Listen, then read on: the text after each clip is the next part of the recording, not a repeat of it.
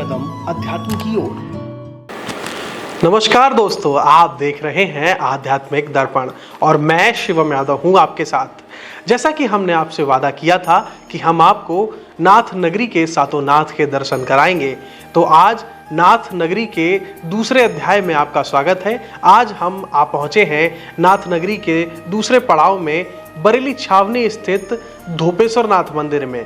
धोपेश्वर नाथ मंदिर के दर्शन करवाने से पहले आध्यात्मिक दर्पण आप सभी दर्शकों का हृदय से हार्दिक आभार व्यक्त करता है, जो इतने कम समय में आप सभी ने इतना ढेर सारा प्यार और आशीर्वाद हमें दिया है। इसीलिए आध्यात्मिक दर्पण की ओर से मैं आप सभी का आभार व्यक्त करता हूं और धन्यवाद देता हूं। आशा करते हैं कि आपका प्यार और आशीर्वाद यूं ही निरंतर हमें मिलता रहेगा। तो चलिए नाथ नगरी के मंदिरों की श्रृंखला में दूसरे अध्याय में हम आपको दर्शन कराते हैं बरेली के छावनी स्थित भगवान धोपेश्वर नाथ मंदिर के।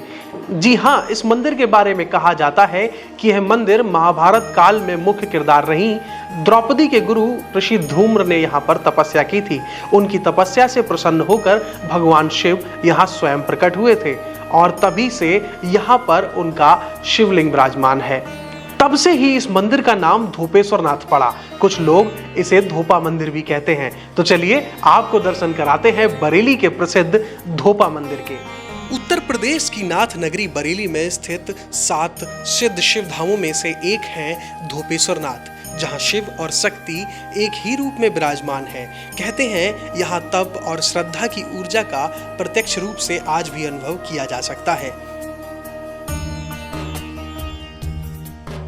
आध्यात्मिक दर्पण देखने वाले सभी दर्शकों के लिए हमारी सात नाथ की सीरीज में आज हम आपको दर्शन कराने वाले हैं धोपेश्वर नाथ मंदिर के। बरेली छावनी क्षेत्र में स्थित ये प्राचीन शिव धाम न केवल इतिहास बल्कि आस्था का भी गवाह है।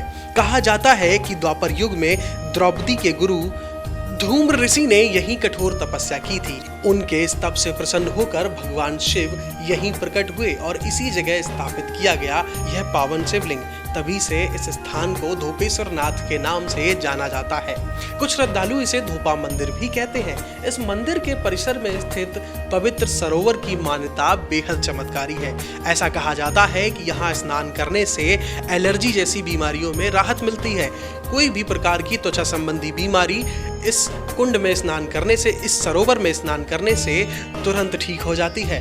मंदिर के इतिहास में एक महत्वपूर्ण अध्याय तब जुड़ जाता है जब अवध के नवाब शुजाउद्दौला की बेगम संतान प्राप्ति की कामना लेकर यहाँ आई और उनकी मन्नत पूरी हुई। इस कहानी के बारे में बताया जाता है कि मन्नत पूरी होने के बाद नवाब ने यहाँ के सरोवर की कच्ची सीढ़ियों को पक्का करवा दिया था। इस शिवलिंग की एक और विशेषता है, यहाँ भगवान शिव और माता पार्वती एक ही रूप में विराजमान है। यहाँ के पुजारी जी ने यह बताया, यह स्थान सिद्ध शिव धाम है जहाँ सच्चे मन से मांगी गई हर कामना पूर्ण होती है। अगर आप भी कभी बरेली आते हैं तो आपको यहाँ के दर्शन अवश्य करने चाहिए। ऐसा बताते हैं कि इस मंदिर में आते ही आत्मिक शांति का अनुभव होता है। खासकर जब आप सरोवर के पास बैठते हैं तो आपका मन स्थिर हो जाता है।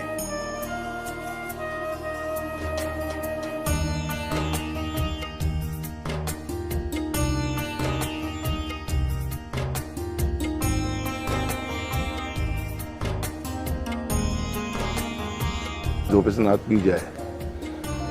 ये मंदिर जो है श्री धूम्र ऋषि जो है अत्रि ऋषि के जो शिष्य थे उन्होंने स्थापित किया।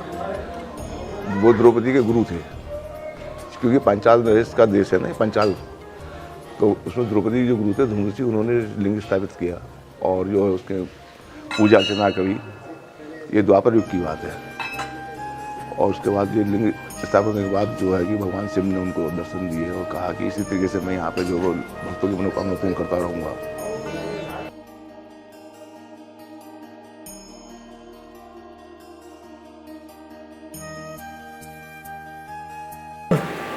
तो दर्शकों, यह था नाथ नगरी का प्रसिद्ध धोपेश्वर नाथ मंदिर। इस मंदिर के बारे में जितनी भी किंवदंतियां हैं उनके बारे में जानकर आपकी क्या राय है हमें कमेंट बॉक्स में ज़रूर बताएं। और अगर आप भी कभी बरेली आते हैं तो इस मंदिर में दर्शन करने अवश्य आएं और यहाँ के सरोवर के पास ज़रूर बैठें।